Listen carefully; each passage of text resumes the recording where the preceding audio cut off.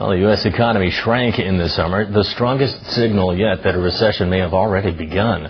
The report came a day after the Federal Reserve slashed a key interest rate to battle an economic downturn. Liu Wenlei has the details.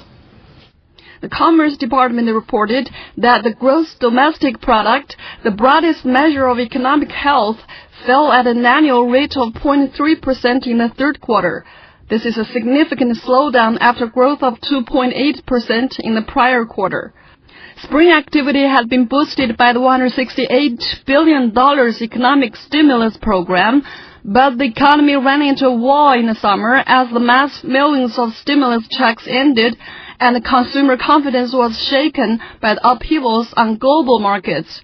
Consumer spending, which accounts for 2/3 of the economy, dropped by the largest amount in 28 years in the third quarter. Economic output went down once adjusted for inflation. I think the most telling aspect of the GDP report was the consumer spending retrenchment. Obviously, about a 3% annualized reduction in consumer outlays. That really shows a dramatic behavior change. Obviously, the credit crunch is stressing consumer finances, but also it seems as if people are, to some degree, proactively cutting back on what they spend. The classic definition of a recession is 2 consecutive quarters of negative GDP. Many analysts believe that GDP will decline in the current October to December period by an even larger amount, and they are forecasting a negative GDP figure in the first 3 months of next year. The prospects for the U.S. economy remain uncertain.